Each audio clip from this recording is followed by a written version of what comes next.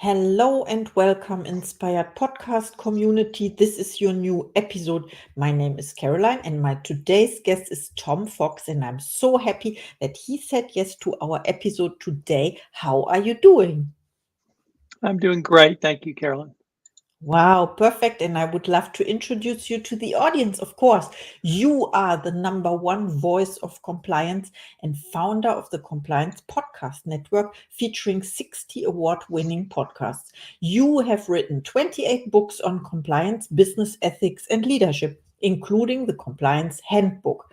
You also co-founded the Texas Hill Country Podcast Network, and you have authored 3 best-selling children's books on compliance. Welcome to the Inspired Podcast, Tom Fox. Thank you very much. My first question to you is, what inspired you to create the Compliance Podcast Network, and how have you managed to keep the content engaging across such diverse topics? So I started podcasting in 2012 in the area of legal and regulatory compliance. And in 2017, I got the bright idea to found a network. And there are 3 major trade groups in my area of compliance. So I went to each of them and said, let's create a consortium and pool all of our podcasts. And we'll be the only resource for information on compliance in the podcast format. It will not take away from anything you're doing. It'll just be an adjunct, and I could get no interest. So I said, bleep it, I'll do it myself. And so I did. And I putzed along for a couple of years, really didn't have much traction. And so in 2019, I decided that I had to fully commit or move it to hobby status. So I quit my other job, which was the practice of law. And I fully committed. I bought all the cool toys that you see. I built this huge network. And at the end of the year, I'd made about $10,000. And I thought, well, that was an interesting experiment. Just have to go back to real work. And then I did that for a little bit until basically March 15 of 2020, when America was shut down for COVID. And so what happened was, starting about May 15, every product provider in compliance called me with the same question, which was, how long to get access to your network? Because prior to COVID, almost all marketing had been done in person: conferences, trade shows, breakfast roundtables, in-company events, those sorts of things. And of course, that was not available. And they all said, we've got this huge marketing budget and we need to spend it. So I said, well, the answer to your question is 24 hours. Because of all the work I'd done the year before, it literally was a drop and drag, or a plug and play to get them up and running. And my little world, my little podcast network exploded. And since that time, I've been doing podcasting full time. That is really inspiring, and I understand the evolving. So you started 2012, you said, and Yes. then you thought about quitting, and you did for a little period of time. So you jumped also into it full time because you committed to it, and then you had setbacks, so to say, and then it exploded, and now you are where you are. That's exactly what happened. Okay, so let me ask you, how do you balance writing technical books on compliance with creating children's literature on the same topic? What motivated you to write for younger audiences? Well, I have to say, I let this guy talk me into it. I met a guy who has a publishing company and he publishes children's books. And but his focus is, it's always the same. My mother is an accountant, my father's a teacher, my mother's a coach, my father's a lawyer. And it's designed to teach children what their parents do. And I thought, well, that's kind of interesting. And I don't know how I did, but I let him talk me into it. And so I did the first book, which was about being a compliance officer, which is called Being a Compliance Officer is Awesome. And I released it the week before Christmas 2022. Within 5 days, it was my biggest selling book ever. It was hugely popular.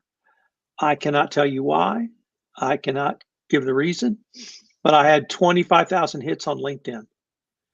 And so it was so popular, he came back to me and signed me for 2 more books. So I had a 3-book deal, and we published the first 3, and it's just hugely popular. Parents use it to teach their kids about compliance, but a lot of companies actually use them to teach their employees. And so every story on my website, I have a designated charity. It's called Podtastic Friends, and they are in the dog rescue arena. And what they do is they give dogs what they call enrichment training to make them more adoptable. So every story features something about rescue dogs, like going to the dog rescue planet or rescuing dogs or adopting dogs. And so there's, animals are in there. So I really, I guess the best thing I can say is I stumbled upon it and it just worked. In fact, today I'm actually hand delivering 100 copies of one book to a compliance professional, and she's going to pass them around her company to help teach them about compliance. Wow, I love that. So you use simple language, I could say, so that I can understand, because I'm not a native English speaker, so I can understand, and other adults as well. So you talked about employees, and I like how you combine the rescue dogs, something that children love, right, with the serious topic of compliance as well. Yes, I understand. It's easy. It's easy how you explain it. And I love that. So you found something that there was a demand for it. It was not already there. Someone had to do it, and it was you. it was me. Okay. What do you consider the key challenges in compliance today, and how can companies better address these through leadership and ethics? The key challenges in compliance are simply doing business ethically and in compliance, literally anywhere in the world. It all starts with leadership, or what we would call tone at the top. If your management is not committed to doing business ethically and in compliance, the company won't, because the employees will do what they see the leaders do. So it all starts at the top. The leaders have to communicate it. Then compliance professionals like myself, what we do is we create the infrastructure or the framework to do compliance. So we write policies, we enact procedures, and then we train on it. And the key is to manage your highest risk. There are certain parts of the world that are more risky than others, at least around bribery and corruption. So you have to be more careful there. You have to have greater oversight and greater monitoring. It does not mean you can't do business there. You certainly can, but you cannot, or you must do it carefully with a second set of eyes on everything you do. So it's about having a process. I see compliance as a business process, and once you put the business process in place and train people on it, then you monitor their actions to make sure everything runs smoothly. Yeah, I understand. So when I studied economics, it was not a required topic. It's 20 years ago. But then after that, they have to study this, and it's so important, And when you talked about other countries in the world and corruption or something, it's important to, I think, also to understand the cultures. So what does it have to do with cultures in other countries?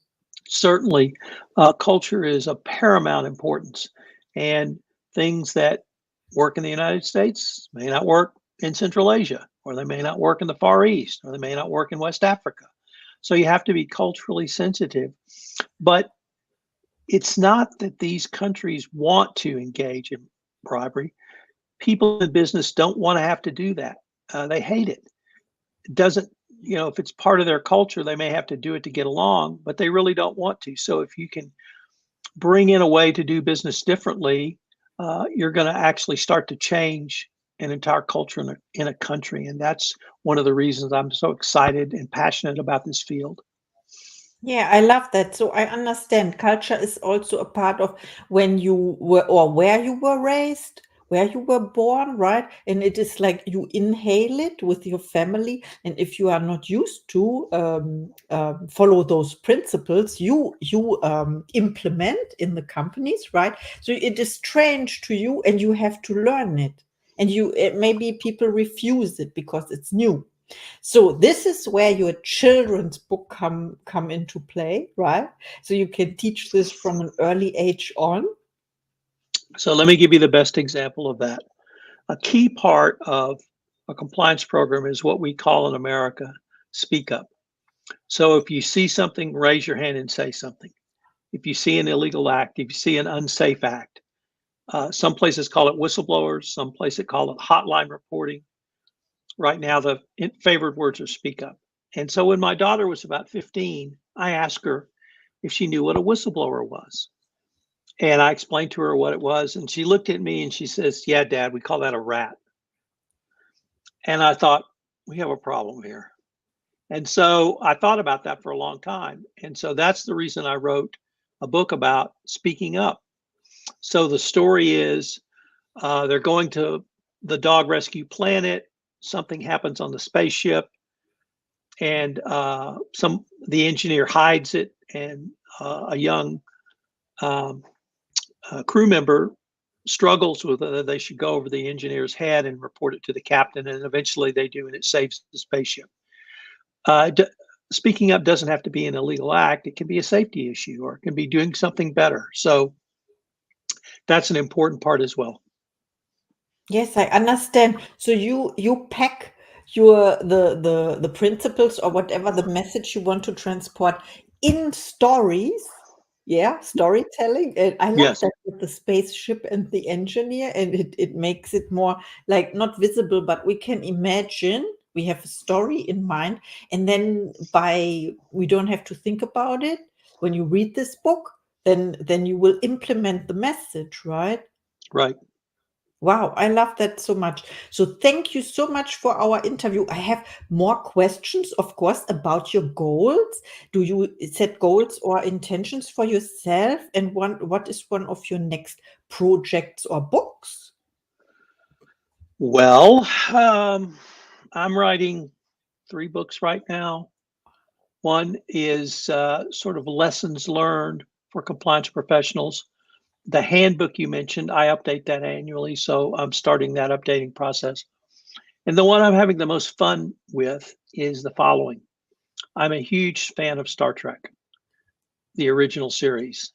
And every summer, I do a podcast series, a daily podcast series called Trekking Through Compliance, which is compliance and ethics lessons from Star Trek, the original series.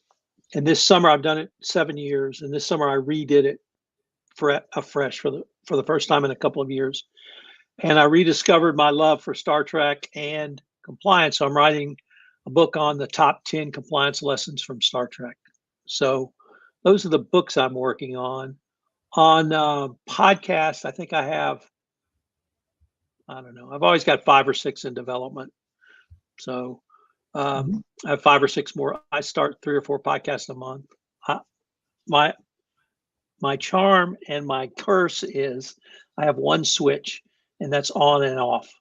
And once the on switch goes on, I can't stop. So I don't have a dimmer switch. So I get an idea and I start a new podcast. I love that. We have something in common. But I have only, yeah, I have 3 podcasts, but I don't start 3 every month. So yes, it's very impressive. And one of my questions is always, where can we find you when people reach out to you or they want to connect? But I think everyone finds you. But maybe you can mention a website or. Sure. So the Compliance Podcast Network is found at www.compliancepodcastnetwork.net. You can connect with me on LinkedIn. I'm at Thomas R. Fox. I'm on Twitter at TFoxLaw. You can email me at tfox@tfoxlaw. Um, and I'd love to talk to anybody about compliance, about podcasting, about writing children's books, or anything else you want to talk about. Oh, I love that. Thank you so much. Please reach out to Tom. He's amazing. He shares his knowledge and wisdom, and the people don't have that information yet, but you bring it into the world. Of course, it's so important. Thank you so much for our interview. And now it's time for something you want to add before we close. Yes. Something I want to add before we close. Everyone, everyone needs a podcast. Period. Every business, every person. If you're in the corporate world, or if you're a professional, you need a podcast. What should your podcast be on? Whatever you want, because there is no better way to build your own personal brand. There's no better way to build your professional brand. And there's no better way to meet people like you. I mean, we met literally across the world because of our joint love of podcasting. So if you've ever thought about starting a podcast, I've written books on that, starting a podcast. So I'm more than happy to talk to anyone. The cost to entry is, I don't want to say zero, but certainly less than $500. And you will share your voice, and your story is important to share. Thank you. I totally agree with that. This is also the reason I started my podcast, to connect people all over the world and to be a living example of that making a difference is possible, and yeah, bringing the light and peace into the world, of course, also my message. And to encourage everyone to start their own podcast. I am also here to help, and Tom is here, and I'm so happy we are now together and connected. Thank you so much for our interview, It's been my pleasure. and have the best day ever.